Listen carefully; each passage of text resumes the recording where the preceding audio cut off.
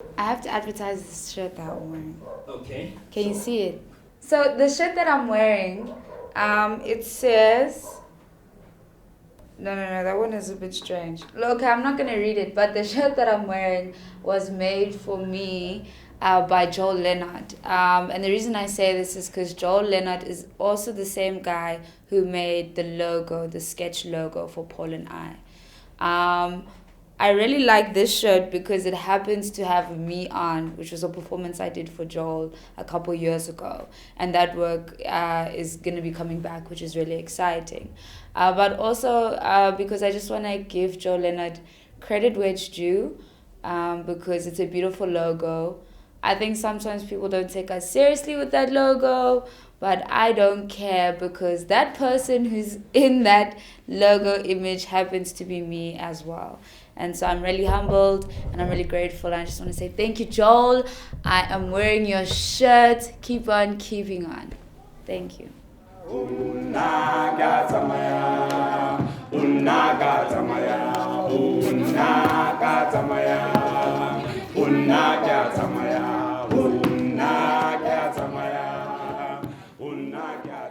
Hi, my name is Hannah Nogwazi Fantonda. I am 23 years old. I live in Joburg, Gauteng, South Africa. I grew up in northern KwaZulu-Natal, and I grew up in Joburg, Gauteng as well. I have completed my honors in dramatic arts at WITS, and I am completing my master's in social anthropology at WITS as well. I'm a researcher, I'm an activist, I am a co-director, co-company owner of Sketch Productions. I'm a drama teacher, and I'm a theatre practitioner.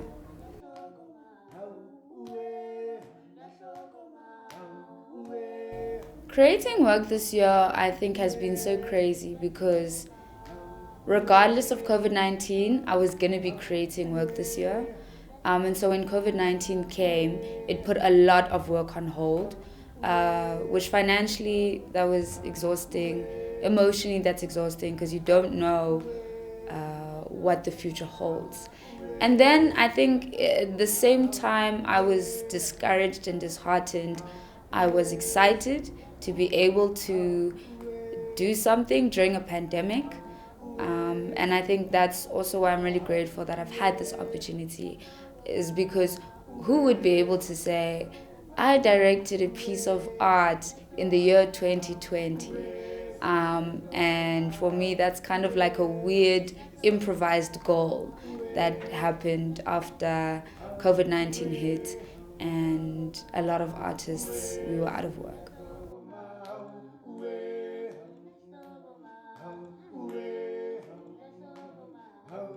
I think it's a very tricky one because, firstly, I think that a lot of the South African well established, well respected directors are males and are men and women who are above 30.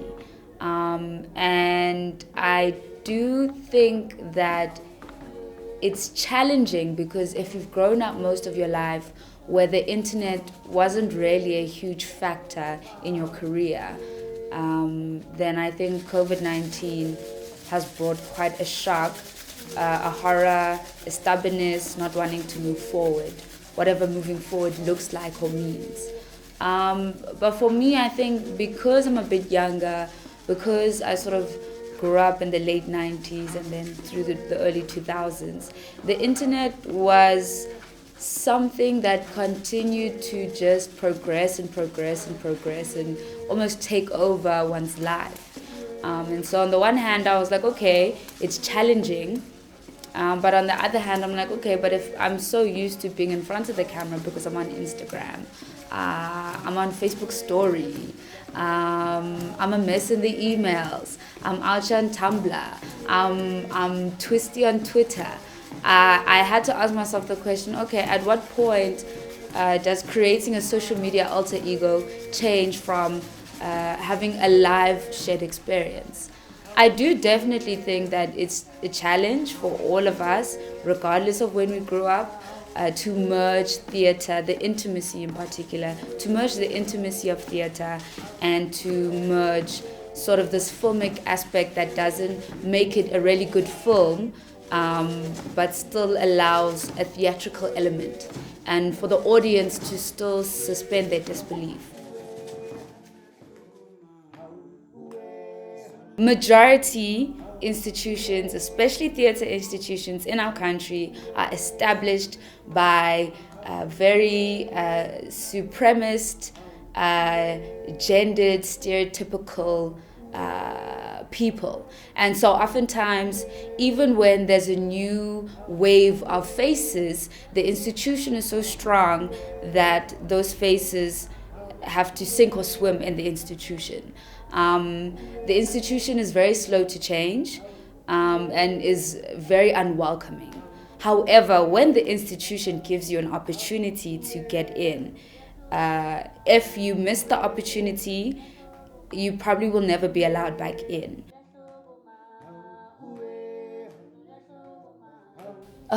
Wild, wild. Wild because I'm a lot. I'm a lot of a person. They say dynamite comes in small packages. Yeah. That thing is so true. At least in my life, I know I'm dynamite. Even though I'm dynamite, I still have had to trust people. I've still had to lean on people. I've still needed support. I've still walked into the space and said, I don't know what's happening. Guys, how do we make it happen? But also, I believe that I work with the best. And that's why I'm the best. Not because of me, but because of the people I work with.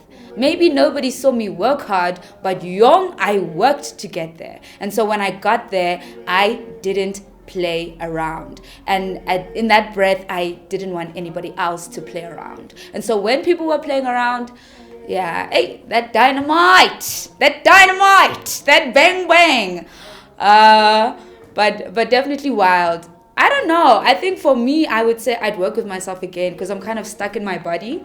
But for other people, we're gonna have to watch the interviews and see what people really had to say, and obviously the work will speak for itself. So the story Metsi is about a man and a woman who are in love with the idea of being loved. And because they are so in love with the idea, they would do anything to get that. And what happens when hardworking people who deserve love don't get love? How do they move on? How do they choose to continue living life? I'm very interested in the everyday human being. I think oftentimes we are told that in order to have a story, we've got to search far, deep and wide, when in actual fact, we are stories. We exist because of history, because of memory, because of stories. I was very interested a couple years ago, I think about 3 or 4 years ago. I was really interested in this idea of boy meets girl, but boy really meeting girl and girl really meeting boy. And how often we are searching for a home, we are searching for a love, we are searching for somebody to complete us.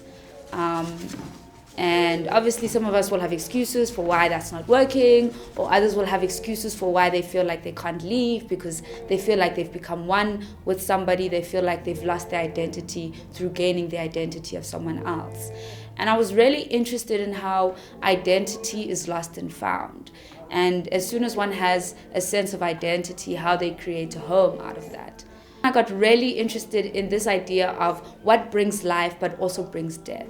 And water for me is a strong symbolism of that. Wherever you go across the world, no matter how different the history is, a source of water, a place of water is always a place of good, a place of hope. And so what happens when you take water away? So when you've got a drought, you don't have beautiful rains the next year, you have flooding. And as much as we pray and wish and do whatever we can do to obtain water, we cannot control it. We cannot control water because water is controlled by time and time is controlled by nature. And so that's, I think, how I got to these two characters, Juliet and Mutsoule. And then with the everyday person, everyday life story, I was really interested in, at the time, I was really interested in somebody, and they just kept blocking me on social media. And I was like, why? You want to talk to me, but you don't want to talk to me in the flesh. What's going on? You don't want to talk to me on social media. What's going on? So like I said, I'm a pusher, I'm a bit of a stalker, but I started just writing of how I felt investing in somebody's life and them cutting me out through social media. And maybe how petty that was of me, but how my generation is so influenced by social media. If we're not Facebook friends, we're not really friends. But if we're real friends, we don't even have Facebook because we see each other in the flesh.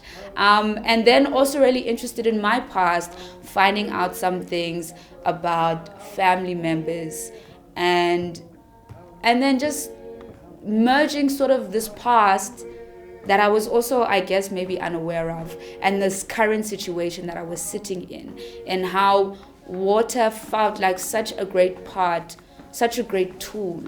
The things that we do with water, washing, spiritually wise, cleaning, cooking, drinking. And yeah, I then just started creating these characters. Okay, who brings life? Teachers. So Juliet is a teacher. Okay, who fixes nature into life? Gardeners. So I created Mutsoule to be a gardener. This idea that he can always fix things, but he can never fix a relationship. This idea that she is strong and powerful, but so fluid, and she can never truly be held or felt. And how these two characters, these two everyday sort of jobs are linked with a huge spiritual connection through the way we live.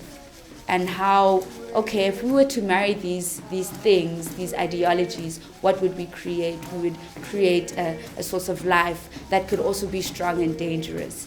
And realizing, okay, what happens when two and two are put together, a third comes out. Sketch Production.